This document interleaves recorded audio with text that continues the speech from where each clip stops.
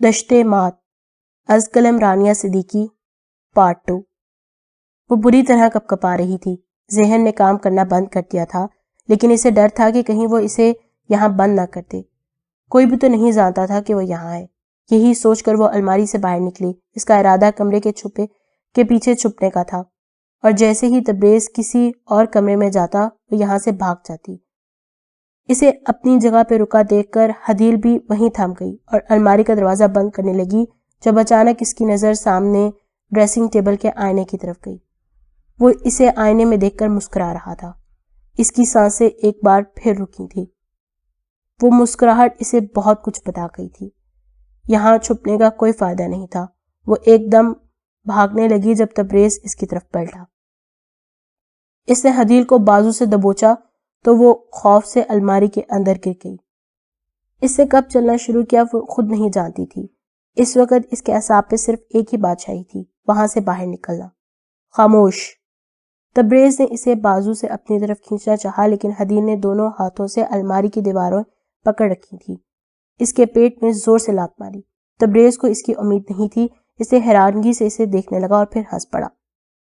حدیل نے اس کی حیرانگی کا فائدہ اٹھاتے ہوئے خود کو آزاد کروایا اور دروازے کی طرف بھاگنے لگی، لیکن تبریز نے اسے کمر سے دبوچا اور زمین سے اونچا اٹھا دیا۔ حدیل چیختے ہوئے خود کو اس سے آزاد کروانے لگی۔ بس اب بہت ہوا مائی ڈیئر، اب پرسکون ہو جاؤ۔ لیکن اس پہ خوفداری ہونے کی وجہ سے وہ کچھ بھی سن نہیں پا رہی تھی اور چلاتے ہوئے خود کو آزاد کروا رہی تھی۔ جب وہ خاموش نہیں ہوئی تو تبریز اسے بیڈ کی طرف لے جانے لگا۔ حدیل کی آنکھیں خوف سے پھٹی جا رہی تھی۔ اس نے ہمت سے کام لیتے ہوئے اپنا دھر پلٹا اور کونی سے اس کے سر پر زوردار وار کیا۔ تبریز نے ایک جھٹکے سے اسے آزاد کیا تو وہ کوئی لمحہ ضائع کیے بغیر وہاں سے بھاگی۔ وہ اس کے حملے سے کراہ کر رہ گیا تھا۔ خود کو سنبھالتے ہوئے وہ جب تک اس کے پیچھے بھاگا، حدیل تب تک گیٹ تک پہنچ چکی تھی۔ اس کی رفتار تیز تھی اور وہ اسی کا فائدہ اٹھا رہی تھی۔ حدیل نے ایک جھٹکے سے دروازہ کھولنا چاہا، لیکن وہ لاک تھا۔ وہ نظروں کا زاویہ بدلتے ہوئے اسے کھولنے کا ذریعہ تلاش کرنے لگی، لیکن اسے دیر ہو چکی تھی۔ تبریز اس کے پیچھے ہی کھڑا تھا۔ حدیل نے دروازہ کھولنے کی کوشش کرتے ہوئے اسے زور سے کھینچا، لیکن بے سود۔ افسوس! لگتا ہے اس بلبل کو اپنا پنجرہ پسند نہیں آیا۔ تبریز نے اپنے دونوں ہاتھ اس کے گرد ٹکاتے ہوئے اسے کہا۔ حدیل شکستہ خوردہ نظر اپنے رخ پلٹ کر اسے دیکھنے لگی، لیکن اسے اپنے اتنا قریب پا کر پیشانی دروازے سے ٹکا لی۔ پلیز مجھے جانے دو، وہ اپنی ہچکیاں دباتے کہنے لگی۔ خوف سے دانت کٹکٹانے لگے تھے۔ پلیز۔ کیوں نہ ہم اس وقت کو کارآمد بنائیں؟ وہ اس کے کان کے قریب ہوتا زومانی لہجے سے کہنے لگا۔ اس کی سانسیں اپنے کان کی لو پر محسوس کرتی وہ نئے سرے سے کانپ اٹھی تھی۔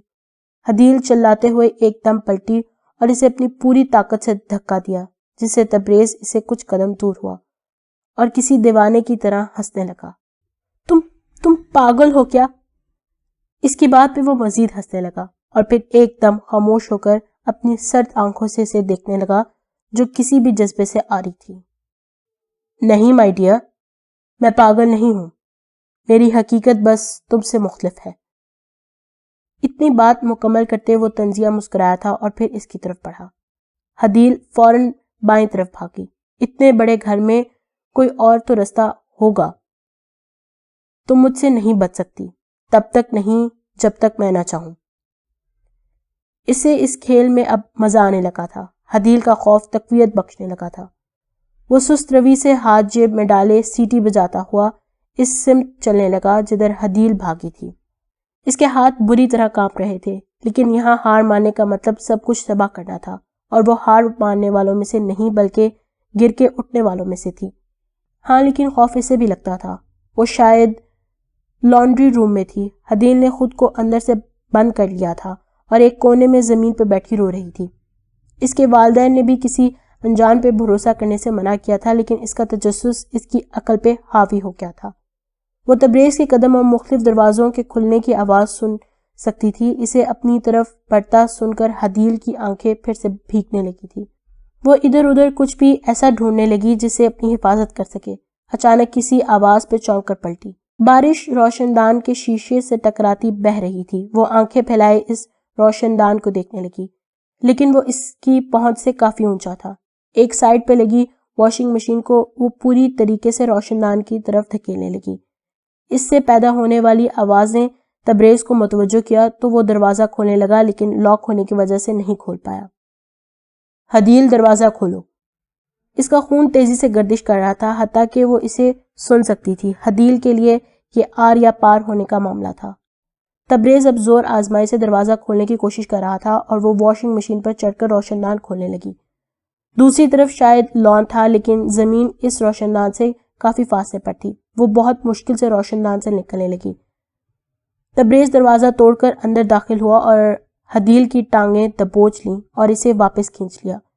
روشن دان سے الٹا لٹکنے سے پانی اس کے ناک اور منہ میں داخل ہونے لگا تھا۔ تبریز نے اسے واپس کھینچا تو وہ چیخنے لگی اور دوسرے پاؤں سے اس کے ہاتھ پہ مارنے لگی۔ تبریز سے آزاد ہوتے ہی وہ گھومتی ہوئی گیلی گھاس پہ جا گری۔ اس کی کمر پہ بہت بری چوٹ آئی تھی اور ایک سیکنڈ کے لیے تو وہ بھول ہی گئی کہ کہاں گری ہے۔ بال اس کے چہرے سے چپکنے لگے اور کپڑے کیچڑ سے بھر گئے تھے۔ وہ ہمت کرتی دوبارہ کھڑی ہوئی اور اندازے سے ہی صدر دروازے کی طرف بھاگنے لگی۔ اسے باڑ اور اس کی دوسری طرف سڑک دکھی تو وہ آہستہ آہستہ اس کی طرف جانے لگی۔ کسی کے بھاگنے کی آواز پہ وہ پلٹی تو تبریز پوری رفتار سے اس کی طرف آ رہا تھا۔ وہ بھی باڑ کی طرف بھاگنے لگی، لیکن پاؤں پھسلنے سے منہ کے بل گرنے لگی۔ بائیں ہاتھ کی ہتھیلیوں کا استعمال کرتے اس نے خود کو گرنے سے روکا اور پھر بھاگتی ہوئی بارڈر پھلانگ گئی اور سڑک عبور کرتے ہوئے وہاں پہ موجود کچھ فاصلے پہ دوسرے گھر کی طرف بھاگنے لگی تھی تاکہ مدد حاصل کر پائے۔ اچانک ہارن نے اس کی توجہ اپنی طرف مبذول کروائی۔ کار اس کی طرف اتنی آ چکی تھی کہ وہ خود کو بچا نہ پائی۔ ڈرائیور نے گاڑی کا رخ پلٹنا بھی چاہا، لیکن وہ اسے ٹکر مارتی گزر گئی۔ حدیل نے ایک سیکنڈ کے لیے خود کو فضا میں بلند پایا اور پھر ہوش سے بیگانہ ہو گئی۔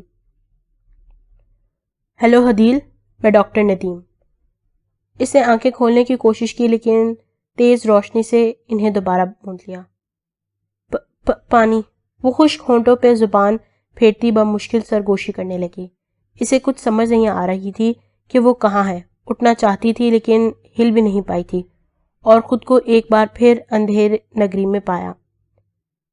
ڈاکٹر صاحب، اسے کب ہوش آئے گا؟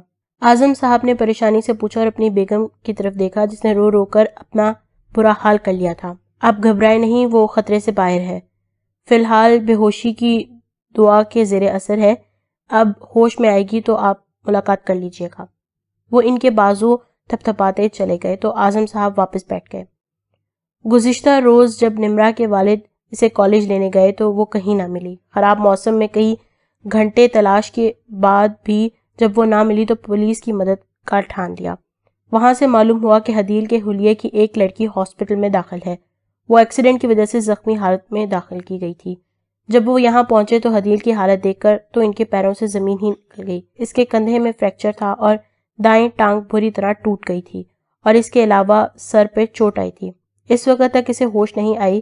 سائمہ بیگم اپنے رشتہ دار کے ساتھ وہاں پہنچی تو اپنی بیٹی کی حالت دیکھ کر پھوٹ پھوٹ کر روتی۔ نرس کا کہنا تھا کہ جو شخص اسے یہاں لایا اسی کی گاڑی کے سامنے اچانک آ جانے سے یہ حادثہ وقوع پذیر ہوا تھا۔ اس کے کپڑے سائمہ بیگم کو دیے گئے تو وہ خون اور کیچڑ سے بھرے ہوئے تھے، جسے دیکھ کر وہ مزید رونے لگیں۔ اعظم صاحب کی آنکھیں بھی نم ہو گئی تھیں، لیکن وہ خود کو سنبھال گئے۔ اس کے لباس سے کچھ تصاویر بھی برآمد ہوئی تھیں۔ سائمہ بیگم انہیں کانپتے ہاتھوں سے دیکھنے لگی۔ وہ حدیل کی تصاویر تھیں۔ کچھ میں وہ کالج نمرا کے ساتھ تھی اور کچھ میں ٹریننگ کر رہی تھی۔ اس کے علاوہ کچھ تصاویر ان کے گھر کی تھیں، پڑھائی کرتے ہوئے، ٹی وی دیکھتے ہوئے، حتیٰ کہ ایک تصویر میں وہ سو بھی رہی تھی جبکہ دوسری تصویر میں لباس تبدیل کر رہی تھی۔ انہیں دیکھ کر وہ مزید پریشان ہو گئیں۔ اعظم صاحب سے تو چھپا گئیں، لیکن وہ شدت سے اپنی بیٹی کی سلامتی کی دعا کو رہیں۔ حدیل کو جب ہوش آئی تو سب کچھ گھومتا ہوا محسوس ہوا۔ کیسا محسوس کر رہی ہیں اب آپ؟ ڈاکٹر چہرے پہ مسکراہٹ سجائے پوچھنے لگا۔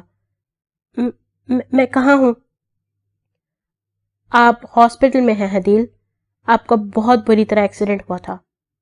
حدیل ذہن پہ زور دینے لگی تو اسے تبریز کے ساتھ گزارا وہ ایک خوفناک لمحہ یاد آ گیا۔ حدیل میری بچی، سائمہ بیگم نرس کے بتاتے ہی بھاگتی ہوئی آئیں۔ ماما۔ اپنی ماں کو دیکھتے ہی اس کی آنکھیں نم ہو گئی، وہ بے اختیار ہونے لگی۔ سائمہ بیگم کبھی اس کی پیشانی چومتی تو کبھی چہرہ۔ کیا ہو گیا تمہیں حدیل؟ کہاں چلی گئی تھی تم؟ سنبھالیں خود کو بیگم۔ اعظم صاحب انہیں کندھے سے تھام کر کہنے لگے تو وہ خود کو سنبھالنے لگی۔ حدیل میری جان، اب ٹھیک ہو جاؤ گی، پریشان مت ہو۔ ان کے دل میں سوالات تو بہت تھے لیکن ابھی انہیں پوچھنے کا صحیح وقت نہیں تھا، اسے اس کے ہاتھ پہ نرمی سے بوسہ لیتے ہوئے کہنے لگے، نہیں بابا، وہ تبریز۔ حدیل روتے ہوئے انہیں سب بتانے کی کوشش کر رہی تھی۔ اس کا گلا کسی خاردار جھاڑی کی طرح تکلیف پہنچا رہا تھا لیکن وہ اسے بھی نظر انداز کرنے لگی۔ اس کی پتلیاں خوف سے پھیل گئی تھیں۔ حدیل، ہم بات کریں گے نا، لیکن ابھی آپ آرام کرو۔ وہ اس کی پیشانی نرمی سے چھوتے ہوئے کہنے لگے، نہیں بابا، اب کہیں مت جانا ورنہ وہ حدیل بری طرح ہلکلانے لگی تھی۔ حدیل، ہم یہی ہیں، کہیں نہیں جا رہے۔ سائمہ بیگم کی تسلی پہ وہ کچھ پرسکون ہوئی لیکن نگاہیں لگاتار جیسے کسی کو ڈھونڈ رہی ہوں۔ وہ آنکھیں بند کیے آرام کر رہی تھی جب اعظم صاحب سائمہ بیگم کے ساتھ وہاں داخل ہوئے۔ جب سے اسے پتا چلا تھا کہ اس کی ٹانگ ٹوٹ گئی ہے اور وہ ایتھلیٹ نہیں بن سکتی، تب سے اس نے چپ ہی ساتھ لی تھی۔ ڈاکٹرز کا کہنا تھا کہ وہ ٹھیک ہو جائے گی، شوقیہ دوڑ بھی سکے گی، لیکن اسے اب اپنا پیشہ بنانا اب ممکن نہ تھا۔ حدیل، ہم کچھ بات کرنا چاہتے ہیں۔ وہ اعظم صاحب کی آواز پہ سر ہلا گئی۔ بیٹا، آپ اس دن کالج سے کہاں چلی گئی تھی؟ ان کے سوال پہ حدیل نے رک رک کر الف تا ب سب حرف بحرف سنا دیا۔ بابا، مجھے معاف کر دیں، میں جانتی ہوں کہ میں نے بے وقوفی کی، لیکن مجھے لگا میں وہاں پھنس جاؤں گی۔ لیکن وہ بہت برا ہے، میں کالج نہیں جاؤں گی، پلیز میں کہیں اور پڑھ لوں گی۔ اس کی ہچکیاں بندنے لگیں تو وہ اسے خاموش کروانے لگے۔ اس کا خوف بلا وجہ نہیں تھا۔ کسی شخص نے ان کی بیٹی کے ساتھ اتنا برا کیا اور وہ کچھ کر بھی نہیں پائے۔ وہ اپنا سر تھام کر بیٹھ گئے اور پھر ایک فیصلہ کرتے اٹھ کھڑے ہوئے۔ وہ جتنا عرصہ ہاسپٹل میں رہی، کوئی نہ کوئی لگاتار اس کے ساتھ ہوتا، کبھی اس کے والدین تو کبھی نمرا یا اس کی ماما یا پھر اس کے دیگر رشتہ دار۔ آج وہ ڈسچارج ہو کر واپس آ رہی تھی۔ جب گھر پہنچی تو نمرا نے اپنی والدہ کے ساتھ مل کر سارا گھر سجا دیا تھا۔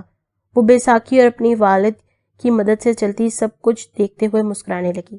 دیکھا، اسے کہتے ہیں پیار۔ میں نے پاؤں تڑوایا اور اس نے ٹانگ ہی تڑوا لی۔ نمرا اسے تنگ کرنے لگی تو وہ ہلکا سا ہنستی۔ اعظم صاحب نے کئی بار حدیل کو تبریز پر کیس کرنے کا کہا، پر وہ اتنی خوفزدہ تھی کہ ہر بار انکار کرتی تھی۔ مجبوراً وہ خاموش ہو گئے اور اس کے کالج سے رجوع کیا، لیکن انہوں نے سرے سے ہی کچھ بھی ذمہ داری لینے سے انکار کر دیا، بلکہ حدیل کا نام خارج کرنے پر زور دیا، جس پہ حدیل کی کچھ ٹیچرز کے زور دینے پہ ایسا نہ کیا گیا۔ وہ ایک اچھی طالب علم تھی اور اس کے ٹیچرز یہ نہیں چاہتے تھے کہ اس کا ایک سال ضائع ہو جائے۔ اس کی سائیکالوجی کی ٹیچر کا کہنا تھا کہ وہ جب تک مکمل ٹھیک نہیں ہو جاتی تب تک اس کے لیے نوٹس نمرا بنا دے گی۔ وہیں حدیل کا دل تو جیسے ہر چیز پہ اٹھ چکا تھا، اس کی خاموشی سب کو ہی کھلتی تھی۔ اعظم صاحب کے لیے ایک بڑی مشکل یہ بھی تھی کہ تبریز کے والد نے اس کالج کو ترقیاتی کاموں کے لیے کافی پیسہ دیا تھا اور وہ ایک عقل مند شخص بھی تھا، جس وجہ سے کوئی بھی اس بات کو قبول نہیں کر پا رہا تھا۔ آج اس ایکسیڈنٹ کو 2 مہینے گزر چکے تھے۔ 1 ہفتہ ہاسپٹل میں رہنے کے بعد اب وہ گھر میں تھی اور اب مکمل طور پر ٹھیک ہو چکی تھی۔ ابھی وہ دوڑ تو نہیں سکتی تھی لیکن چلنے میں کوئی مسئلہ نہیں رہا تھا۔ مری میں ہر سمت سردی کا راج تھا اور سیاحوں کی آمد و رفت بھی شروع ہو چکی تھی۔ جب برف باری شروع ہوتی تو مزید بھیڑ ہو جاتی تھی۔ اس عرصے میں وہ اپنے ٹیچر سے رابطے میں ہی رہی تھی اور آن لائن کلاسز لے رہی تھی۔ اسے نوٹس مل جاتے تھے اور اسائنمنٹ کے ٹاپک بھی وہ انہیں بنا کر ای میل کر دیتی تھی۔ اس سب کا سہرا بھی اس کی سائیکالوجی کی ٹیچر کے ہی سر پہ جاتا تھا۔ یہ سب انہی کی کاوشوں کا نتیجہ تھا کہ اس کی تعلیم کا 1 سال ضائع نہیں ہوا تھا۔ وہ اکثر خواب میں خود کو اسی جگہ پاتی اور جاگ جاتی، لیکن وقت کے ساتھ ساتھ اس کے دورانیے میں کمی آنے لگی تھی۔ وہ اپنی نئی اسائنمنٹ بنا رہی تھی جب ایک ای میل کا نوٹس آیا۔ اسے کالج بلایا جا رہا تھا، کوئی اہم ڈاکومنٹ بھرنے تھے جس کے لیے اس کی موجودگی لازمی ہوتی۔ وہ پیشانی پہ بل لاتی اس ای میل کو پڑھنے لگی۔ آئی ڈی اس کی ٹیچر کی تھی۔ وہ ہونٹ چباتے ہوئے انکار کرنے لگی جب اسے ایک اور جواب موصول ہوا کہ اس کا مکمل خیال رکھا جائے گا اور اسے محض آدھے گھنٹے کے لیے آنا ہوگا۔ لیکن نمرا نے تو اسے ایسا کچھ نہیں بتایا تھا۔ وہ لیپ ٹاپ بند کرتی سیڑھیاں اترنے لگی۔ ماما، مجھے کالج بلا رہے ہیں، کچھ ڈاکومنٹ سائن کروانے ہیں۔ اس کے چہرے پہ چھائی پریشانی انہوں نے بخوبی دیکھی۔ تو کیا ہوا حدیل، بچے کب تک ایسے گھر رہو گی؟ وہ محبت سے اسے دیکھتے کہنے لگی۔ لیکن مجھے ڈر لگتا ہے اگر اس نے پھر سے… نہیں حدیل، ایسا کچھ نہیں ہوگا۔ اور کس نے آنے کا کہا ہے؟ وہ سامان کی لسٹ کو ایک آخری بار دیکھتے پوچھنے لگی۔ میری سائیکالوجی کی ٹیچر نے۔ وہ کہہ رہی ہیں میں سیدھا کلاس میں آ جاؤں اور سائن کر کے چلی جاؤں۔ وہ ایک بہت اچھی خاتون ہے، ہماری کتنی مدد کی، اور اگر وہ بلا رہی ہیں تو واقعی کوئی اہم کام ہوگا۔ لیکن ماما، تبریز بھی وہیں ہوگا۔ وہ آنکھوں میں آیا پانی رگڑنے لگی تو سائمہ بیگم نے اسے دونوں کندھوں سے تھام لیا۔ دیکھو حدیل، تم نے اس پہ کیس کرنے سے انکار کر دیا، لیکن تم ساری زندگی اس کے خوف سے خود کو بند نہیں کر سکتی۔ اور وہاں پہ تمہاری ٹیچر ہوگی، نمرا ہوگی، باقی اسٹوڈنٹس ہوں گے، وہ کچھ نہیں کر پائے گا۔ اور تم موبائل لے جانا اپنے ساتھ، میں تم سے رابطے میں رہوں گی۔ ان کے سمجھانے پہ وہ مسکرا دی اور چلنے کو تیار ہو گئی۔ جب وہ اپنے ڈاکومنٹس لے آئی تو وہ دونوں اس کے کالج کی طرف روانہ ہو گئیں۔ وہ اسے کالج کے گیٹ کے سامنے چھوڑ کر خود اس وقت میں سامان لانے کا ارادہ رکھتی تھی۔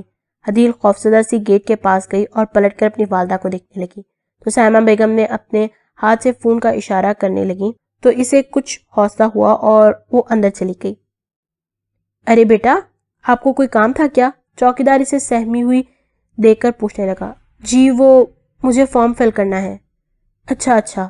وہ سر ہلاتے ہوئے واپس اپنی جگہ پہ چلے گئے تو حدیل بھی اندر چلی گئی۔ ہفتے کا دن ہونے کی وجہ سے شاذ و نادر ہی کوئی اور اسٹوڈنٹ دکھائی دے رہا تھا۔ جیسے جیسے وہ بلڈنگ کی طرف قدم بڑھا رہی تھی اس کی دھڑکن تیز ہوتی جا رہی تھی اور وجود لرزنے لگا تھا۔ حدیل بار بار اپنے خشک ہونٹوں کو تر کرتی بلڈنگ میں داخل ہوئی اور اپنی کلاس کی طرف پڑھنے لگی۔ دروازہ بند تھا۔ وہ اسے کھولتی ہوئی داخل ہوئی تو وہاں کوئی بھی نہ تھا۔ آخری اور پرانی بلڈنگ ہونے کی وجہ سے وہاں بلا وجہ کوئی بھی اسٹوڈنٹ کم ہی پایا جاتا تھا اور امتحانات شروع ہونے تھے جس کی وجہ سے ایسا محسوس ہوتا تھا کہ وہاں بھوت بسیرا کیے ہوئے ہوں۔ کچھ قدم لیتی اندر داخل ہوئی اور وہاں رک کر ادھر ادھر دیکھنے لگی۔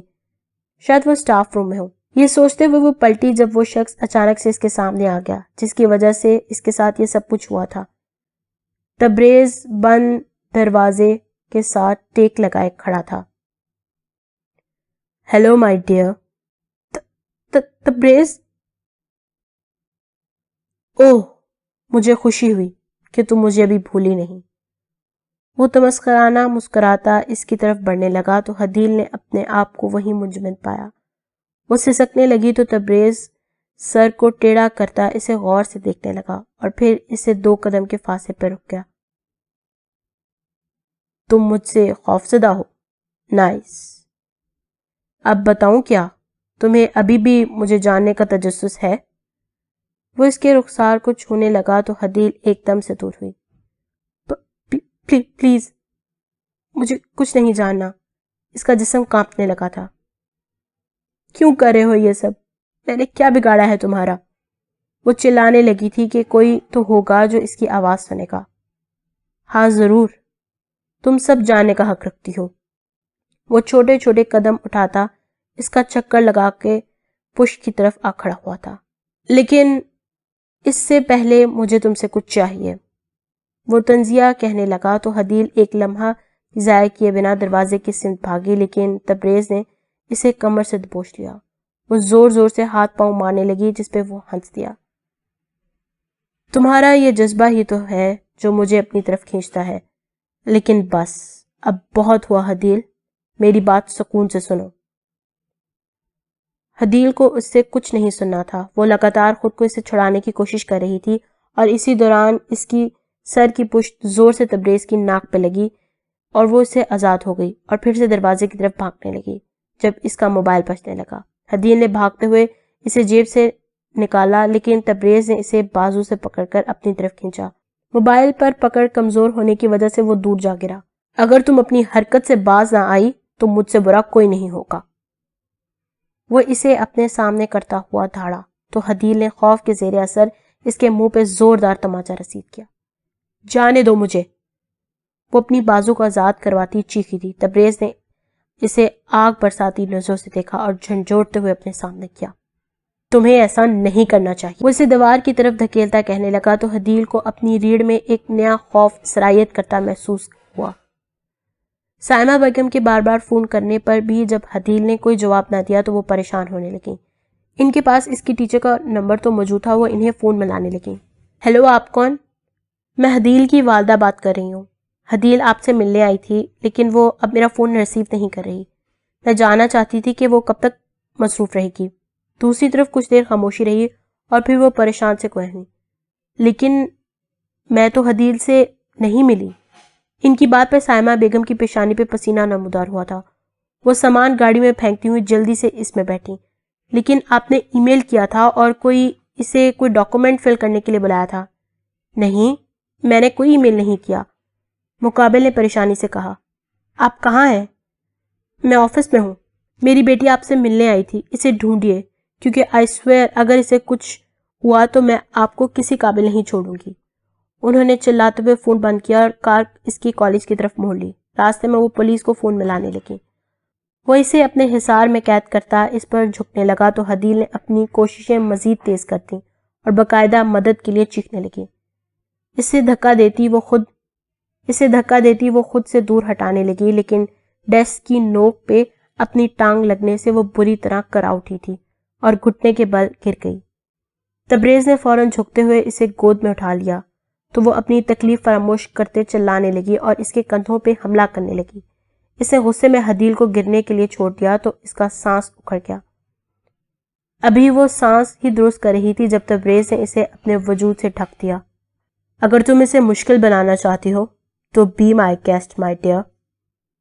کیا بکواس ہے؟ اچانک دروازہ کھول کر اس کی سائیکالوجی کی ٹیچر وہاں داخل ہوئی تو وہ انہیں دیکھتے ہوئے بولا، تبریز یہ تم کیا؟ انہیں اپنی آنکھوں پہ یقین نہیں ہو رہا تھا کہ ان کا اتنا قابل طالب علم واقعی میں اس سب میں ملوث ہے۔ وہ اس کی والدہ سے بات کرتے ہی اپنی کلاس کی طرف بھاگی تھی۔ چھوڑ دو اسے ورنہ مجھ سے برا کوئی نہیں ہوگا، وہ غصے سے چیخنے لگی تو تبریز حدیل سے دور ہوتا انہیں کسی وحشی کی طرح دیکھنے لگا۔ وہ کسی دیوانے انسان کی طرف ہنس رہی تھی۔ وہ کسی دیوانے انسان کی طرح ہنس دیا۔ دیکھو تو کون آئی ہے، جسے خود کو یہ ہوش نہیں ہوتا کہ اس کی بیٹی کہاں کس کے ساتھ منہ کالا کر رہی ہے۔ اس کے وحشی پن سے جہاں وہ حیران رہ گئیں وہیں حدیل بھی زمین پر گری منہ کھلے سے دیکھنے لگی۔ انہوں نے قریب پڑی کرسی اٹھا کر اسے مارنی چاہی تو تبریز نے ایک ہاتھ سے وار روکتے ہوئے اسے پکڑ کر دیوار پہ دے مارا۔ اچانک پولیس سائرن کی آواز پہ وہ کچھ دیر وہاں منجمد رہا اور حدیل ہمت کرتی وہاں سے اٹھی اور پھر لنگڑاتی ہوئی اپنی ٹیچر کے پیچھے جا کھڑی ہوئی۔ اگلے ہی لمحے ان کا موبائل بجنے لگا اور کچھ ہی دیر میں اس کی والدہ پولیس کے ساتھ وہاں موجود تھیں، جبکہ اس سب کے دوران وہ بغیر کسی خوف کے وہاں کھڑا حدیل کو دیکھ کر مسکرا رہا تھا۔ حدیل نے جب کانپتے ہوئے نظریں اونچی کی تو تبریز نے ایک آنکھ دبا لی۔ وہ خود کو ایک کمرے میں بند کر چکی تھی۔ اس کے بابا نے تبریز پہ کیس کیا تھا جس میں حدیل سے زیادتی کرنے کی کوشش کرنے کا الزام سر فہرست تھا۔ جس طرح وہ تبریز کے ساتھ پائی گئی تھی یہی تصور کیا گیا تھا کہ وہ اسے زبردستی کوشش کر رہا تھا۔ وہیں اعظم صاحب کی لاکھ کوشش کے باوجود اس کے خلاف کوئی ثبوت یا گواہ نہ مل سکا تھا۔ جب کالج کے مالی کو عدالت میں پیش کیا گیا تو اس نے صاف کہہ دیا کہ اس نے حدیل کو بھاگتے ہوئے لیکن اس کا پیچھا کرتے کسی کو نہیں دیکھا۔ اس طرح حدیل کا ایکسیڈنٹ کس کی کار سے ہوا اس کا بھی یہی جواب تھا کہ اس نے وہاں کسی دوسرے انسان کو نہیں دیکھا۔ جب حدیل کو عدالت میں پیش ہونے کا کہا گیا تو اس کے سامنے جانے سے اتنی خوفزدہ ہوئی کہ انکار کر دیا۔ وہ اس کا سامنا اور پھر اس کے خلاف گواہی دینے کی ہمت نہیں رکھتی تھی۔ اعظم صاحب کی ناراضگی پہ وہ وہاں پیش ہوئی اور بمشکل کانپتے ہوئے سب بتا دیا۔ وہیں اس کی ٹیچر نے کسی وجہ پہ تبریز کے خلاف عدالت میں پیش ہونے سے انکار کر دیا۔ وہ ایک امیر شخص تھا، بہترین وکیل اس کا کیس لڑ رہے تھے اور حدیل کے پاس کوئی گواہ نہیں تھا۔ اس کے وکیل نے حدیل کی نفسیاتی ڈاکٹر کو عدالت میں بلایا اور اسے نہ تو صرف پاگل ثابت کیا بلکہ یہ الزام بھی لگایا کہ وہ اس کے موکل کی دولت سے متاثر ہو کر اسے اپنی اداؤں سے رجانا چاہتی تھی، اور جب ایسا نہ ہوا تو وہ اسے اکیلے میں پا کر یہ سب منصوبہ بنا لیا۔ خود پہ اتنے گندے الزام سن کر وہ روتی رہی، لیکن عدالت نے اسے باضابطہ بری کر دیا۔ اس وقت اس کے چہرے پہ پھیلی وہ تمسخرانہ مسکراہٹ وہ کبھی نہیں بھول سکتی تھی۔ اس کے کئی مخالف تھے اور اس پہ بنے کیس کی وجہ سے اس کے خلاف یہ الیکشن لے گیا تھا، حتیٰ کہ وہ باعزت بری ہو چکا تھا۔ حدیل نے اس کی وجہ سے اپنی سمت اسی دن مبذول کروا لی تھی جب وہ اپنے کالج کے پہلے دن اس سے ٹکرائی تھی۔ اس کی معصومیت اور قابلیت سے متاثر ہوتے تبریز نے اسے اپنا محرک بنانے کا فیصلہ کیا۔ انسانی رویے کو جاننے کا سب سے بہترین راستہ کیا تھا کہ وہ کسی انسان کا رویہ آزماتا۔ اس نے حدیل پر تجربہ شروع کیا تو ہر بار اس کی دلچسپی بڑھتی چلی گئی۔ اس کی حرکات اسے محظوظ کرتیں۔ وہ اسے کوئی نقصان پہنچانے کا ارادہ نہیں رکھتا تھا۔ جب وہ اسے گھر لایا تو اسے سب کلیئر کرنا چاہتا تھا۔ جب اسے الماری میں چھپا دیکھا تو اس کی حرکت پہ محظوظ ہوتے ہوئے تبریز نے اسے کچھ دیر اسے مزید تنگ کرنا چاہا، لیکن اسے حدیل سے اتنی طاقتور جواب کی امید نہیں تھی۔ وہ سڑک کی طرف بھاگی تو تبریز اسے روکنے کے لیے گیا، لیکن وہ حادثہ کا شکار ہو گئی تھی۔ وہ اسے روز پریکٹس کرتے ہوئے دیکھتا تھا۔ اس کا اٹھتا ہر قدم تبریز کو اپنے سحر میں جکڑتا تھا۔ وہ اب ایتھلیٹ نہیں بن سکتی تھی، اس کا افسوس تھا اسے۔ وہ اس کی ٹیچر کا اسسٹنٹ تھا۔ بآسانی ان کا اکاؤنٹ استعمال کر کے حدیل کو کالج بلا لیا۔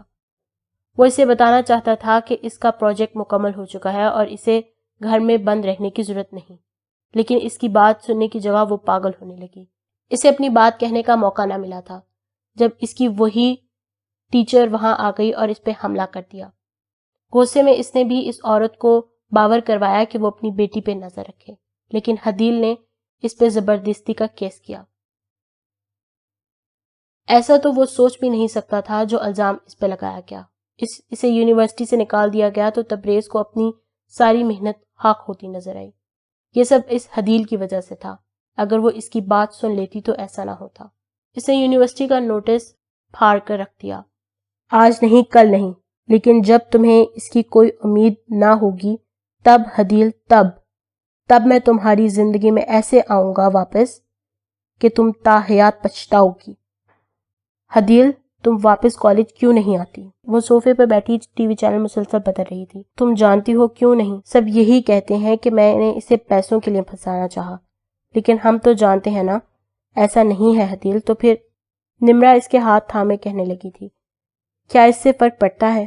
بابا اور ماما کے لیے سب کتنا مشکل ہو گیا۔ جانتی ہو پچھلے 1 مہینے میں مجھے 100 خط ایسے موصول ہو چکے ہیں جن میں یا تو مجھے برا بھلا کہا گیا ہے یا تو تبریز ہونے کا دعویٰ۔ یہاں سب مجھے قصوروار سمجھتے ہیں اور اس طرح سے مجھے تکلیف پہنچا رہے ہیں، لیکن تمہارا یوں قید ہو جانا آنٹی انکل کو تکلیف دے رہا ہے۔ کیا تم ان کے لیے یہ بھی نہیں کر سکتی؟ ان کا سوچتی ہوں، اس لیے تو خود کو قید رکھا ہے۔ مجھے دیکھتے ہی سب فکرے کسنے لگتے ہیں یا سرگوشیاں۔ اس سب سے بہتر ہے میں گھر میں ہی رہوں، اور ویسے بھی میں اب اس کالج نہیں جا سکتی۔ نمرا تھوڑی دیر خاموش رہی اور پھر بولنے لگی، میں اس بارے میں کچھ کہنا تو نہیں چاہتی، لیکن سنا ہے کہ وہ یہاں نہیں ہے۔ حدیل پیشانی پہ بل ڈالے اسے دیکھنے لگی۔ کیا مطلب؟ مطلب یہ کہ وہ کہیں چلا گیا ہے۔ کیا گیا ہے کسی کو نہیں پتا، لیکن وہ اب مری میں نہیں ہے، اس لیے تمہیں کالج آنے سے کوئی مسئلہ نہیں ہونا چاہیے۔ اور اگر وہ واپس آ گیا تو؟ اور ویسے بھی بات صرف اس کی نہیں ہے، تم کیا اپنا سال ضائع کرو گی؟ اب وہ حدیل کی اس ضد سے جھنجھلا اٹھی تھی۔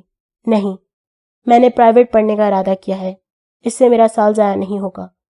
وہ اپنے بازو ٹانگوں کے گرد حمائل کرتی بولی۔ نمرا کو یقین نہیں آ رہا تھا کہ اس کی دوست واقعی اب اس کے ساتھ نہیں جائے گی۔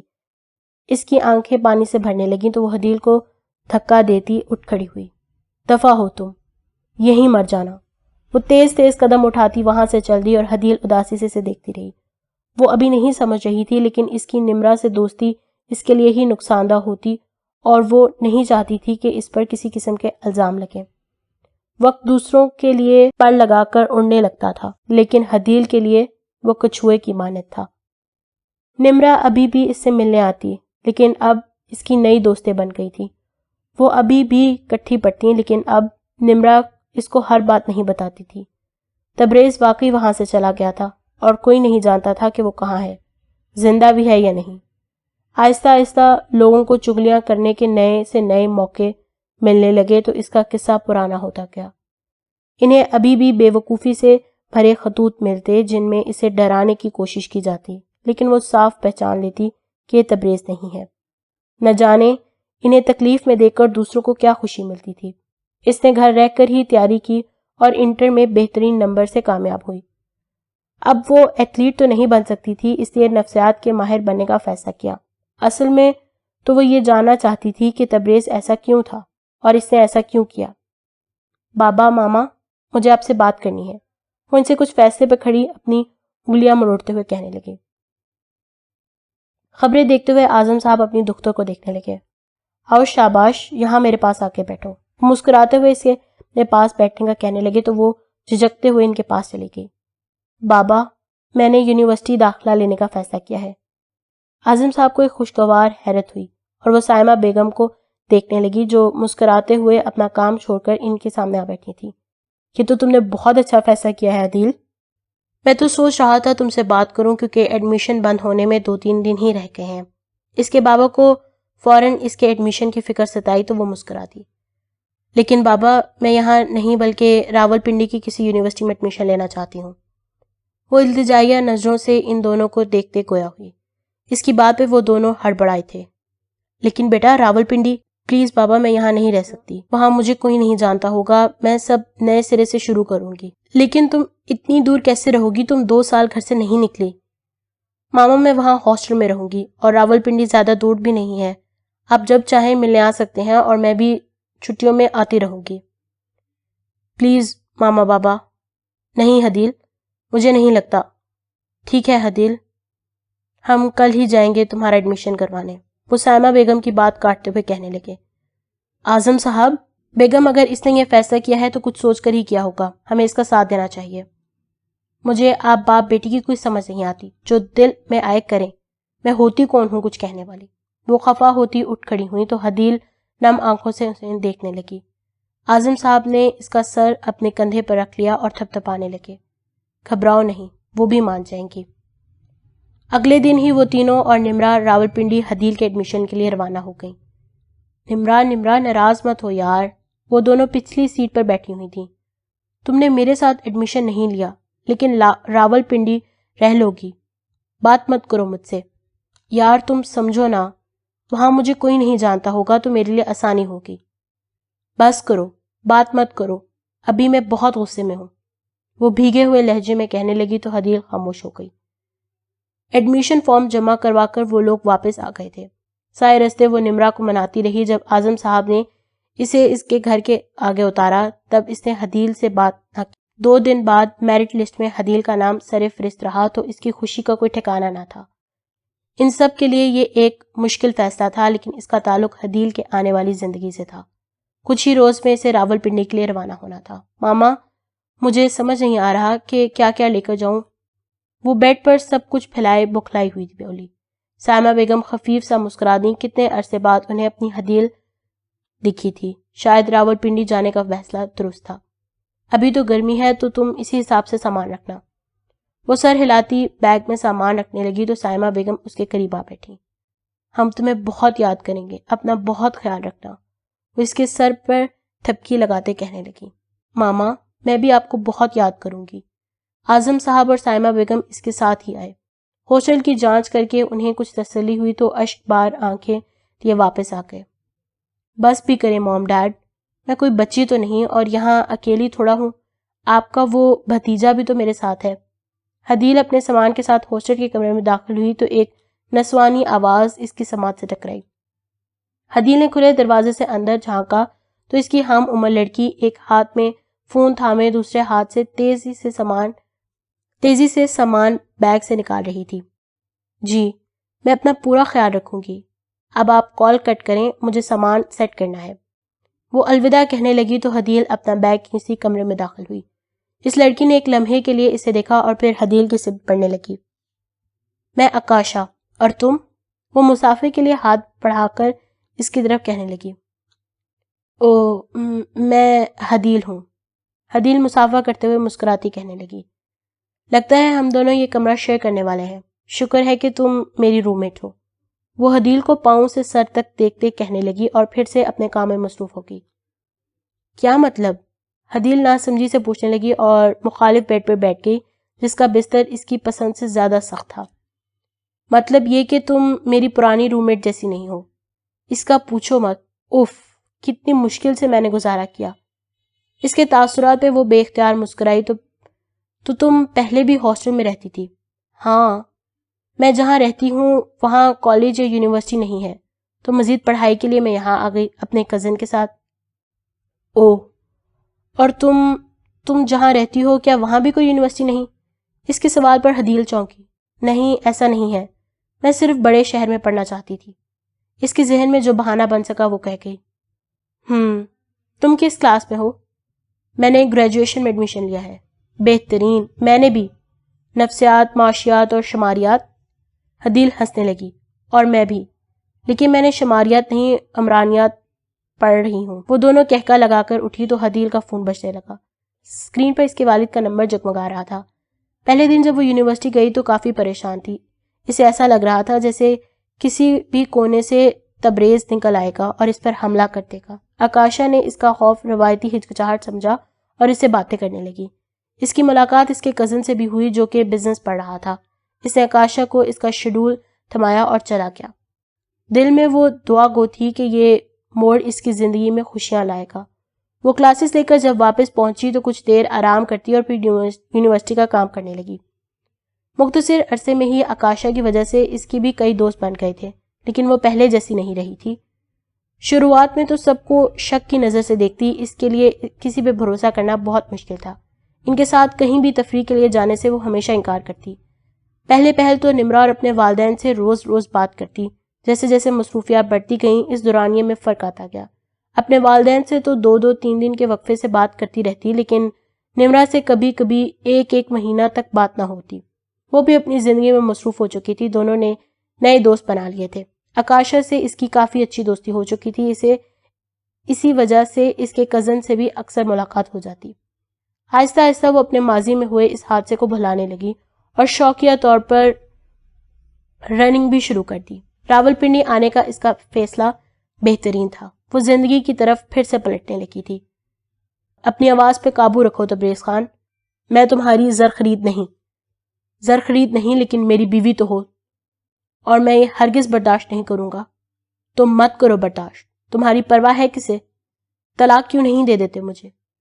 وہ اپنے کمسن بھائی کو گود میں لیے آج پھر اپنے والدین کو جھگڑتے ہوئے دیکھ رہا تھا۔ یہ اب معمول بن چکا تھا اور اسے پہلے کی طرح خوفزدہ نہیں کر رہا تھا۔ اس لیے وہ پرواہ کیے بنا اپنے چھوٹے بھائی کو فیڈر پلا رہا تھا۔ طلاق؟ تمہیں لگتا ہے میں تمہیں طلاق دے دوں گا تاکہ تم کھلے عام اپنے عاشق سے عیاشی کرتی پھرو؟ تم غلط ہو۔ وہ اپنے باپ کو غصے سے سرخ ہوتے دیکھ رہا تھا۔ اس کی ماں ہمیشہ کی طرح انہیں اکیلا چھوڑ کر اپنے محبوب کے ساتھ چلی گئی تھی، اور اس کی فکر کسی کو کب تھی؟ وہ تو بھوک برداشت کر لیتا تھا، لیکن اس کا ننھا بھائی بھوک سے رونے لگتا تھا۔ اگر تم طلاق نہیں دو گے تو بھی میں یہی کروں گی۔ اس کی بات مکمل ہوتے ہی تبریز نے ایک ہما کو تمانچہ جڑ دیا تھا۔ اس نے آج پہلی بار اپنی بیوی پہ ہاتھ اٹھایا تھا۔ خبردار ہما، میں ہر چیز برداشت کر سکتا ہوں لیکن میری غیرت کو مزید مت آزماؤ۔ وہ ابھی تک چہرے پہ ہاتھ رکھے بے یقینی سے اسے دیکھ رہی تھی۔ تم نے مجھے ہاتھ کیسے لگایا؟ وہ کسی دیوانے کی طرح بول رہی تھی۔ تبریز کی طرف بڑھتے اس کا گریبان اپنے ہاتھوں میں تھام لیا تو تبریز نے اسے ایک جھٹکے سے خود سے جدا کیا۔ ہما لمبی ہیل پہ خود کو سنبھال نہ پائی اور فرش پہ جا گری۔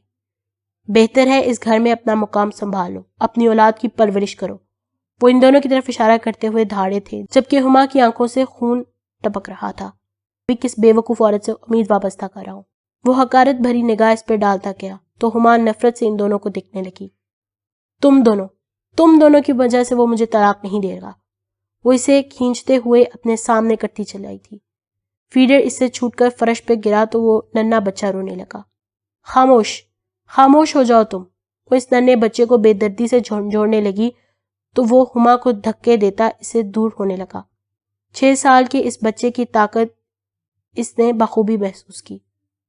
تو مجھ پہ ہاتھ اٹھائے گا؟ مجھ پہ؟ جنونی کیفیت میں اس نے اس کے چہرے پہ اتنی زور سے تھپڑ لگایا کہ وہ دونوں زمین بوس ہو گئے۔ اپنے اس گھٹیا باپ کی طرح بنے گا، مجھ پہ ہاتھ اٹھائے گا۔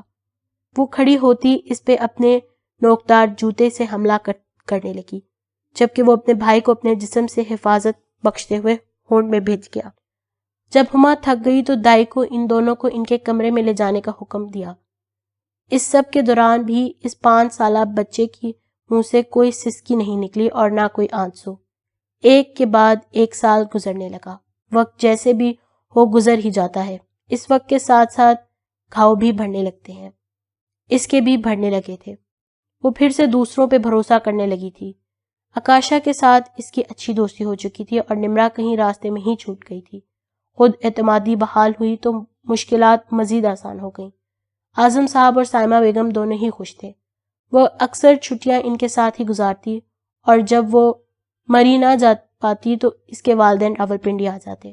4 سال گزر چکے تھے، تبریز کو وہ بھلا چکی تھی، لیکن پھر بھی ذہن کے کسی گوشے میں وہ مقیم تھا۔ لاشعوری طور پر بھی وہ ابھی بھی اس کے حصار میں تھی۔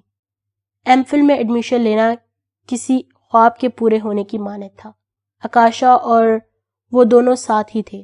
باقی طالب علم کی طرح وہ بھی خوش تھی جب 1 سال بعد نمرا کا نام اپنے موبائل پر دیکھتی ایک خوشگوار حیرت سے اس نے جکڑ لیا۔ پاپا، پاپا دیکھو، وہ اسے لے جا رہی ہے۔ بابا، چھوڑو میرے بھائی کو، نہیں لے جانے دوں گا اسے۔ وہ اپنے نئے شوہر کے ساتھ آئی تھی اور اس روئی کے گالوں کو لے جا رہی تھی۔ نہیں لے جانے دوں گا۔ ہذیانی کیفیت میں اس نے اسے مزید جکڑ لیا تو وہ رونے لگا۔ چھوڑ دو اسے، چھوڑ۔ ہما نے اس کا چہرہ جکڑتے ہوئے اسے روتے ہوئے بچے کو چھین لیا۔ جانتے ہو تمہیں میں اپنے ساتھ کیوں نہیں لے جا رہی؟ کیونکہ تم یہاں اکیلے سڑنے کے قابل ہو اور نفرت ہے مجھے تمہارے اس چیخو پکار سے۔ وہ ناخنوں سے اس کے چہرے پہ نشان چھوڑتی غصے سے بولی، جبکہ وہ ہاتھ پاؤں چلاتا اپنی تکلیف سے بے خبر اپنے بھائی کی آہو بکا کر رہا تھا۔ چلے میری جان، اس بچے کے حصے میں آنے والی جائیداد اب ہمارا حق ہے۔ عدیل خباثت سے مسکراتا ہما کو کہنے لگا۔ ہاں، اگر اس تبریز نے مجھے جائیداد سے عاق نہ کیا ہوتا تو میں کبھی بھی اس کو نہ لے جاتا۔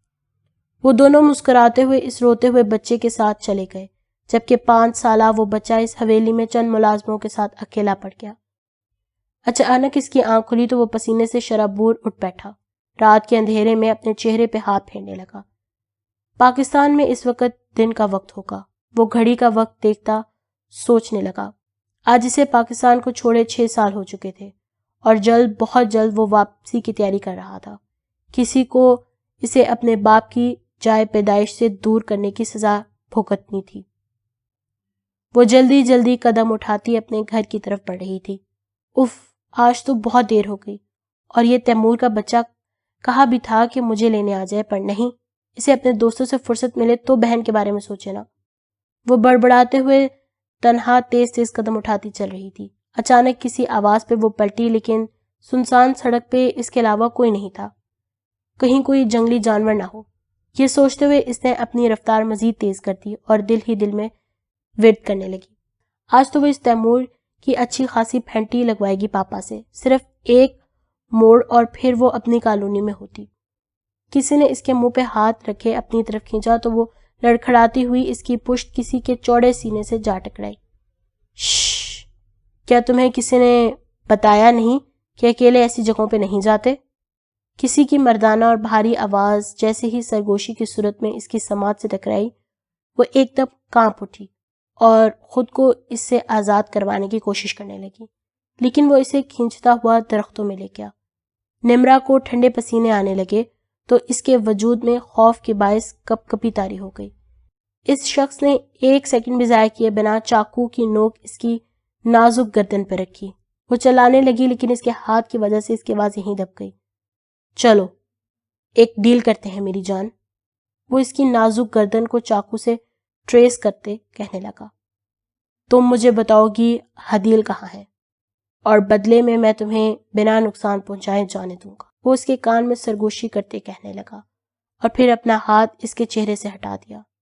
وہ اپنے دل کی دھڑکن تیز ہوتی سن رہی تھی. زبان نے اس کا ساتھ دینے سے انکار کر دیا. تبریز. وہ بمشکل گویا ہوئی اور پھر اس کا نام لے کر خود ہی کانپ اٹھی. وہ حدیل کا کیسے بتا دیتی؟ وہ ایسا نہیں کر سکتی تھی. میں نہیں جان. تبریز نے اس کی بات مکمل ہونے سے پہلے اس کے بال جکڑتے ہوئے پیچھے کو کھینچا. غلط جواب. اس نے نمرا کی گردن پہ چاقو سے دباؤ دیا تو وہ چیخ اٹھی. چاقو کی تیز دھار نے اس کی گردن کی جلد کو کاٹ دیا تھا اور خون کے قطرے اس سے رسنے لگے تھے. راولپنڈی پلیز مجھے جانے دو پلیز. نمرا کو یقین نہیں آ رہا تھا کہ کیا اس کی زندگی کا اختتام ایسے لکھا تھا. وہ اب کسی بچے کی طرح رونے لگی تھی. تبریز نے اسے کندھے سے دھکا دیا تو وہ منہ کے بل گری. جاؤ اس سے پہلے کہ میں اپنا ارادہ بدل دوں. اس کی آواز سنتے ہی وہ لرزتے ہوئے اپنے قدموں پہ کھڑی ہوئی اور سڑک کی جانب بھاگی. اس نے پلٹ کر دھندلائی آنکھوں سے دیکھا تو وہ ایک ہاتھ میں چاقو پکڑے ہڈ سے اپنا چہرہ ڈھکے ہوئے کھڑا تھا.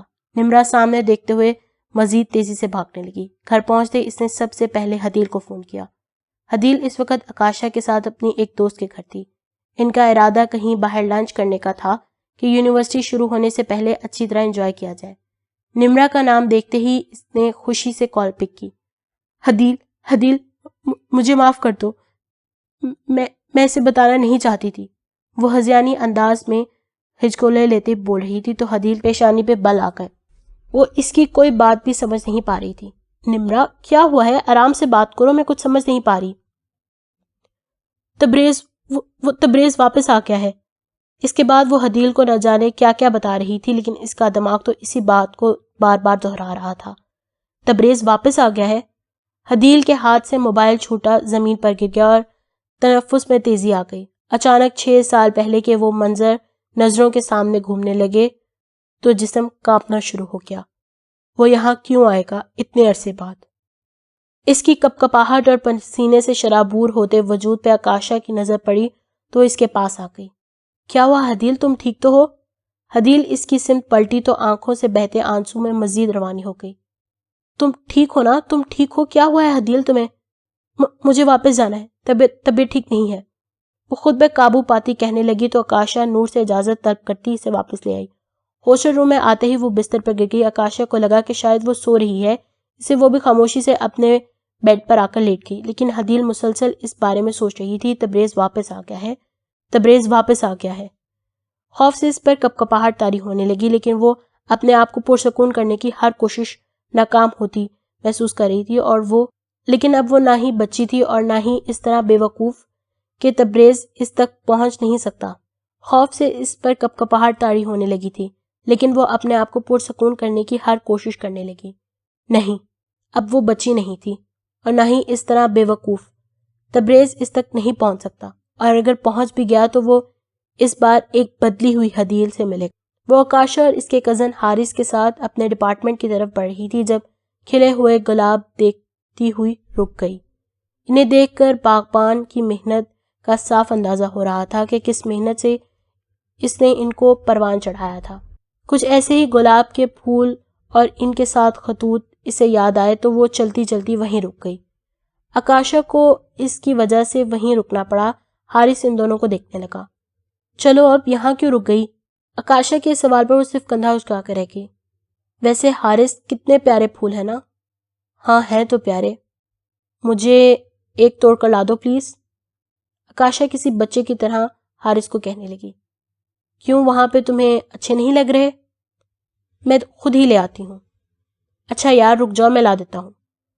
وہ باڑ پھلانگتا ہوا اس کے پاس چلا گیا. حدیل ایک دم اس شہر سے باہر نکلی تو حارث کی کاروائی دیکھنے لگی. اسے مت توڑو، تمہارے پاس آ کر وہ ویسے بھی مرجھا جائے گا. ایک نئی آواز پہ وہ تینوں چونک کر پلٹے تھے. اسے دیکھتے ہی حدیل نے کچھ قدم پیچھے کو بڑھائے تھے جو اس نئے آنے والے شخص نے بخوبی دیکھا تھا. برا مت منانا لیکن یہاں پھول توڑنا منع ہے. اور ویسے بھی کیا ملے گا تمہیں اسے توڑ کر؟ وہ مسکراتے ہوئے حارث کو مخاطب کرتے کہنے لگا۔ تم کون ہو؟ حدیل پیشانی پہ بل سجائے پوچھنے لگی تو وہ اس کی طرف بڑھنے لگا، محض کچھ قدم کے فاصلے پر رکتا ہوا گویا ہوا۔ بندے کو شہیر کہتے ہیں۔ وہ سینے پہ ہاتھ رکھتا ہلکا سا جھکتا ہوا کہنے لگا، لبوں پہ مسکراہٹ ہنوز قائم تھی جو اس کی وجاہت کو مزید بڑھا رہی تھی۔ حدیل اسے ٹکٹکی باندھے دیکھ رہی تھی، گویا وہ تمسخرانہ مسکرا دیا۔ کیا نظر لگانے کا ارادہ ہے؟ اس کی بات پہ جہاں آکاشا ہنستی وہیں حدیل جھپ سے گئی۔ نہیں، میں کسی کو ماضی میں جانتی تھی جس کا چہرہ تم سے ملتا ہے۔ انٹرسٹنگ۔ تو کیا وہ شخص میں تھا؟ وہ اپنی آبرو اچکاتے پوچھنے لگا۔ نہیں، اس کی آنکھیں برف سی تھیں۔ تم وہ نہیں ہو سکتے، وہ اس کی بھوری آنکھیں دیکھتی کہنے لگی۔ برف سی؟ وہ چونکتا ہوا پوچھنے لگا۔ گرے۔ اوہ، ایسا بھی ہو سکتا ہے کہ وہ میں ہی ہوں اور اب میں نے لینس پہن رکھے ہوں۔ وہ اسے زج کرتا ہوا قدم بڑھانے لگا۔ مجھے ایسا نہیں لگتا، وہ جھنجھلائی ہوئی کہنے لگی۔ اس کے چہرے پہ پریشانی واضح تھی جسے دیکھ کر شہیر ہنس دیا۔ I'm sorry، میں مذاق کر رہا تھا۔ حدیل محض سر کو ہلکی سی جنبش دیتی وہاں سے پلٹ گئی جبکہ آکاشا اسے ناسمجھی سے دیکھ رہی تھی۔ جو میں نے کہا تھا کیا وہ ہو گیا؟ وہ موبائل پہ کسی سے بات کر رہا تھا۔ مقابل نے کچھ ایسا کہا جس پہ وہ مطمئن ہو گیا۔ سفید شرٹ اور جینز میں ملبوس وہ بیڈ پر لیٹا ہوا تھا۔ موبائل کو دور ہٹاتے ہوئے وہ مسکرانے لگا۔ دیکھتے ہیں اس بار کون جیتے گا، شکار یا پھر بیچارہ شکاری۔ تم پچھلی لڑائی جیت گئی، لیکن اس جنگ میں فتح صرف میری ہوگی۔ اس بار میں تمہارے لیے ہر رستہ بند کر دوں گا حدیل۔ اب وقت بدل چکا ہے، شکار اور شکاری بدل چکے تھے، انداز بدل چکا تھا، اور اب سب سے بڑھ کر مقصد بدل چکے تھے۔ وہ اپنے خیالات میں حدیل سے مخاطب تھا جو کہ اب کوئی بچی نہیں رہی تھی بلکہ ایک خوبصورت دوشیزہ میں بدل چکی تھی۔ آکاشا، حدیل، تم لوگوں نے نئے پروفیسر کو دیکھا؟ نورا ابھی سائیکالوجی ڈپارٹمنٹ کی طرف سے ہی آ رہی تھی۔ نہیں، کیوں؟ وہ دونوں ایک دوسرے کا چہرہ دیکھتے رہے۔ یار، بہت ہینڈسم بندہ ہے، لڑکیاں تو ابھی سے فدا ہو گئی ہیں۔ مجھے یقین ہے ان کی کلاس میں لڑکیوں کی اٹینڈنس 100% رہے گی۔ وہ آنکھیں گھماتی ہوئی کہنے لگی تو حدیل اور آکاشا اس کے انداز پہ ہنس دی۔ جب وہ تینوں کلاس میں پہنچی تو حدیل کو اپنا سر گھومتا ہوا محسوس ہوا۔ اس شخص کی آنکھیں جانی پہچانی لگیں۔ تم نے ان کا کیا نام بتایا تھا؟ حدیل سامنے کھڑے شخص کو دیکھتے ہوئے پوچھنے لگی۔ میں نے تو کوئی نام نہیں بتایا، ان کا کیا نام ہے؟ وہ نور کو دیکھتے ہوئے پوچھنے لگی، ایک جنونیت تھی اس کے لہجے میں۔ شمس۔ ہاں، یہی نام ہے نا، شمس خان۔ کیا ہوا، تم ٹھیک تو ہو نا؟ تمہیں یقین ہے کہ یہی نام ہے؟ ہاں، کیوں، تم جانتے ہو انہیں؟ ہاں، نہیں، کچھ نہیں۔ وہ اپنا سر تھام کر بیٹھ گئی اور پھر خود پر ہنسنے لگی۔ شاید اس نے تبریز کو کچھ زیادہ ہی سر پہ چڑھا لیا ہے، جو ہر کسی میں وہی دکھ رہا ہے۔ Hello beautiful. کسی کی آواز پہ چونکتے ہوئے اس نے سر گھما کر دیکھا تو اس کے پیچھے والی سیٹ پر شہید بیٹھا اسے ہی دیکھ رہا تھا۔ تم یہاں؟ اسے دیکھتے ہی حدیل کے لبوں پہ بے ساختہ نکلا تھا۔ کیوں، کیا میں اسٹوڈنٹ نہیں ہو سکتا؟ نہیں، ایسا تو کچھ نہیں کہا میں نے۔ آکاشا نے اسے کوہنی ماری تو وہ سیدھی ہو گئی کیونکہ پروفیسر شمس آبرو اچکائے ان دونوں کو دیکھ رہے تھے، جس وجہ سے ساری کلاس ان کی طرف متوجہ تھی۔ وہ شرمندہ ہوتی نظریں جھکا گئی تو انہوں نے لیکچر دوبارہ جاری کیا۔ جیسے ہی کلاس کا وقت ختم ہوا وہ آکاشا اور نور کے ساتھ باہر جاتی ہوئی رک گئی اور پھر پلٹ کر پروفیسر کے سامنے آ کھڑی ہوئی۔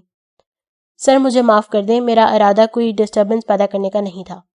وہ اس کی آنکھوں میں جھانکتی کہنے لگی جو اس کی طرف متوجہ تھے۔ اس شخص کی آنکھوں میں تبریز جیسی سرد مہری تو بالکل بھی نہیں تھی۔ وہ خفیف سا مسکرانے لگے۔ It happens. وہ مختصر سا جواب دیتے اپنا لیپ ٹاپ اٹھانے لگے۔ اس شخص کے رویے میں ایسا تو کچھ نہ تھا کہ وہ تبریز ہو یا پھر اسے پہچانتا ہو۔ اس کی آنکھیں اس سے ضرور ملتی تھیں لیکن ان میں نیلا رنگ گرے سے زیادہ تھا، اور وہ تبریز ہوتا تو اسے ضرور پہچانتا۔ وہ سر جھٹکتی ہلکی سی مسکراہٹ اچھالتی آکاشا کی طرف بڑھ گئی جو کب سے اس کا انتظار کر رہی تھی۔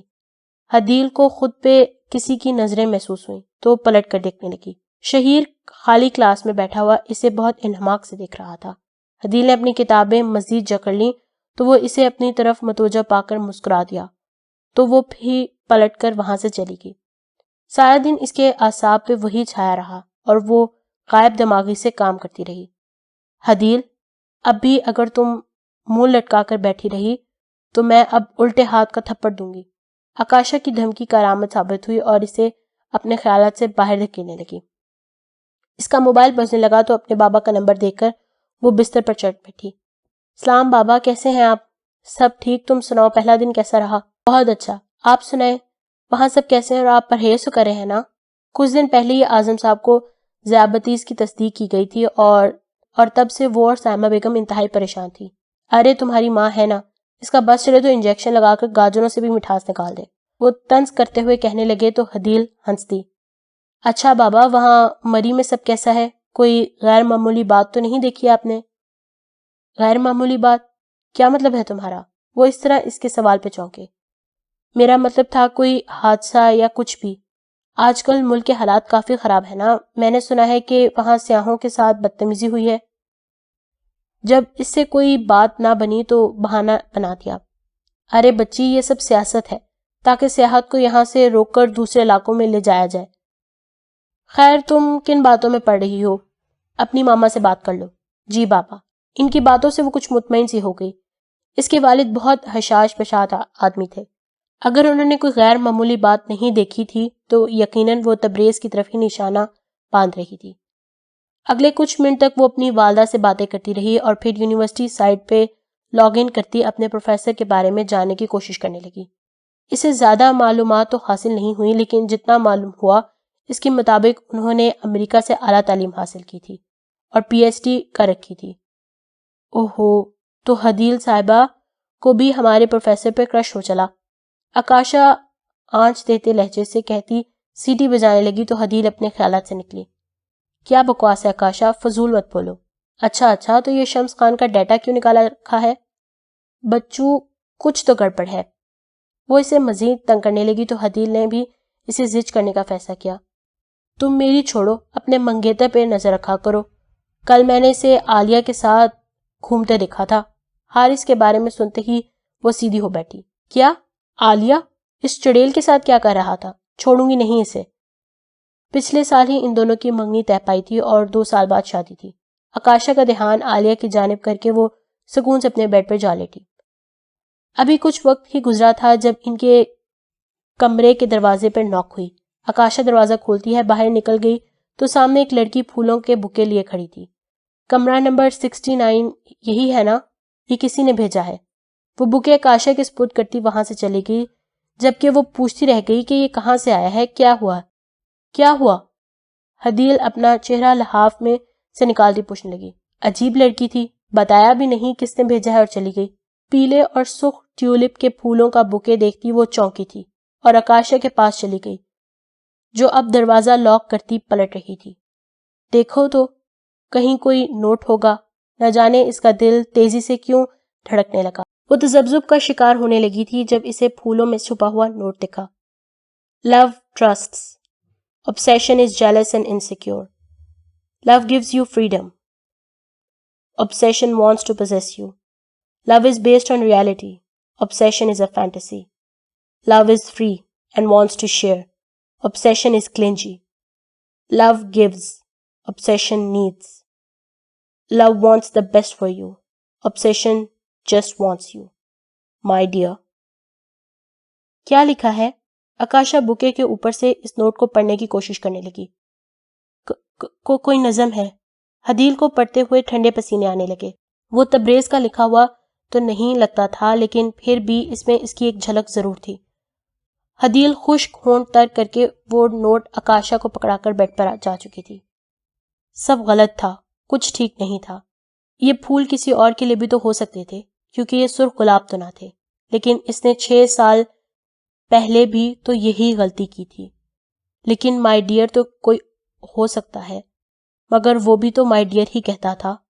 لیکن یہ تو کسی محبوب کے لیے لکھا ہوا لگتا ہے، مگر اس میں ایک جنونیت تو موجود تھی۔ وہ بیڈ کو دونوں اطراف سے پکڑے بیٹھی اور مسلسل ہل رہی تھی۔ پتہ نہیں کہیں حارث نے تو نہیں بھیجا؟ آکاشا خوشی سے چلاتی ہوئی کہنے لگی تو حدیل خود کو ڈبٹنے لگی۔ ہاں حارث، اس نے آکاشا کے لیے بھیجے ہوں گے، یہ سوچ کر وہ مطمئن ہو گئی۔ یار، کیا یہاں سب نے قسم کھا رکھی ہے ہینڈسم لڑکوں سے دوستی نہ کرنے کی؟ شہیر اس کے پاس گرنے کے انداز میں کہنے لگا۔ آکاشا اپنی کلاس میں تھی اور حدیل فارغ اس کے لیے وہ کیفیٹیریا میں موجود تھی۔ وہ اسے نظر انداز کرنے لگی تو شہیر اس کی طرف ہاتھ بڑھانے لگا۔ ہیلو، میں تم سے بات کر رہا ہوں۔ وہ اپنا سامان سمیٹتی کھڑی ہو گئی تو شہیر ٹھنڈی آہ بھر کر رہ گیا۔ آئی ایم سوری، میں ابھی یہاں شفٹ ہوا ہوں اور بلیو می، مجھے کوئی اندازہ نہیں یہاں کے طور طریقوں کا، اور جب سے میں یہاں آیا ہوں بے حد بور ہو رہا ہوں۔ وہ مسکراتا ہوا چہرہ بناتا اسے کہنے لگا تو حدیل نے پہلی بار اسے دیکھا، جینز اور شرٹ میں ملبوس وجاہت کا عملی شہکار۔ تم سے تو کوئی بھی دوستی کر لے گا۔ اس کی زبان اچانک پھسلی تو وہ مسکرا دیا۔ اس کے گال میں موجود ڈمپل نہ جانے کتنی لڑکیوں کو اپنا دیوانہ کر چکا تھا۔ تو کیا میں یہ سمجھوں کہ آپ مجھے اپنی دوستی کا شرف بخشنے کو تیار ہیں؟ اس کے تاثرات دیکھتی وہ مسکرا دی تو شہیر کو اس سے مزید باتیں کرنے لگا۔ ارے یہ کیا، ہماری غیر موجودگی میں نئے دوست بنا لیے؟ آکاشا اور نور اسے شہیر کے ساتھ بیٹھا دیکھ کر کہنے لگے اور وہ بھی مسکرانے لگی۔ ہیلو گرلز، میں شہیر اور میں نور۔ نور نے آگے بڑھتے ہوئے فوراً اپنا ہاتھ اس کے ہاتھ میں تھما دیا تو آکاشا آنکھیں گھما کر رہ گئی۔ وہ دونوں بھی اس کے ساتھ بیٹھ گئیں اور نور اسے راولپنڈی کے مشہور جگہوں کے بارے میں بتانے لگی۔ وہ آئینے کے سامنے کھڑا اپنے آپ کو دیکھ رہا تھا۔ حدیل اتنے وقت میں کس قدر بدل گئی تھی، اس کا سراپا بار بار تبریز کی آنکھوں کے سامنے لہرا رہا تھا۔ وہ سیدھا کھڑا ہوتے ہوئے اپنے ہاتھ چہرے کی طرف بڑھانے لگا اور پھر آنکھوں کے نیچے اور رخسار پہ لگی نکلی جلد کو کھینچ کر اتارنے لگا اور پھر چہرہ دھو کر واش روم سے نکل آیا۔